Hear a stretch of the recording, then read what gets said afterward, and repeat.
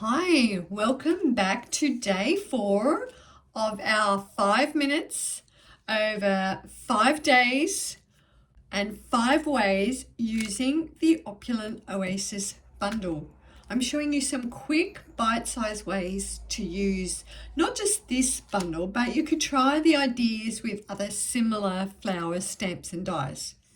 So far we've looked at using the impressions mat with the dies and just how you get the extra puffiness, and also looked at colouring the flower. If you've missed those, head back to those other videos.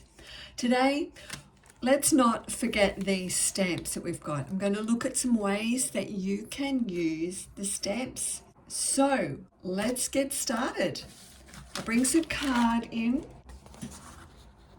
Now I've got the measurements here, so I won't go through those each, but you'll need some base card. You'll want your card mat and your white card.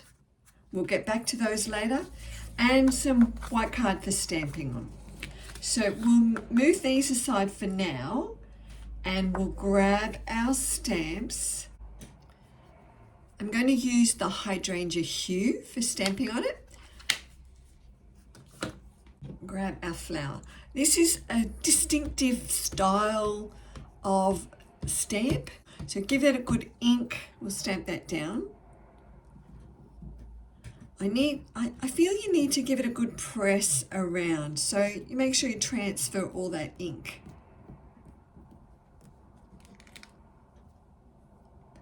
Gives that a good coverage. We're also going to bring a lemon lime twist in for those leaves. This has become one of my favorite color combinations recently. Hydrangea hue and lemon lime twist. I'm just loving the look of it. Feels springy, feels fresh. Give that a good ink up and press that down.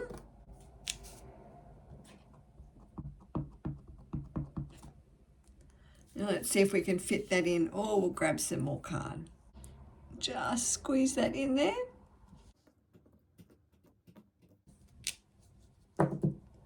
Now I'm going to cut those out with our die cut machine, so I'll drop back in a minute.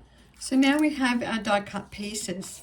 Something I didn't mention before I went to die cut, this die sometimes can be a little bit tricky to line up the flower. So just, the flower has quite different shapes on each petal, so just keep turning it around until it matches up.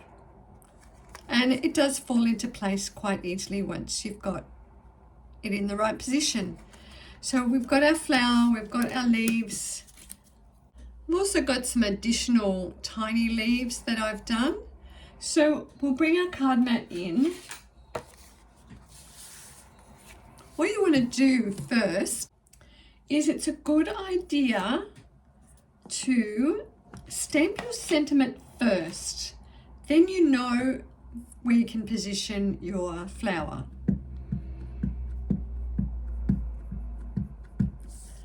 So we're just inking that up in the memento.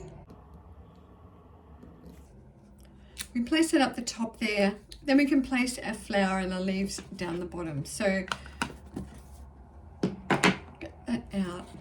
And what I like to do is just position it on your card and play around with the positioning of it. Add your leaves on here. Can add our smaller leaves in as we like. I've cut these ones from Granny Apple Green, so it's just a slightly darker green than the lemon lime twist.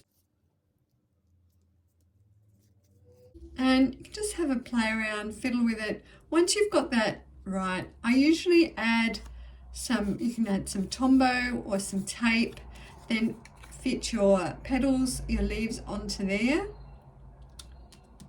And then you can adhere that down fully onto the card with some dimensionals. It's good to raise it up. So if I bring the finished card in, so I have, we'll move that, I've adhered down our flower and our leaves onto the hydrangea hue card mat. I've raised that up and added that to our card base.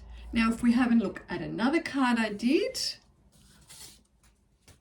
this one I've added some of the berry botanical vellum.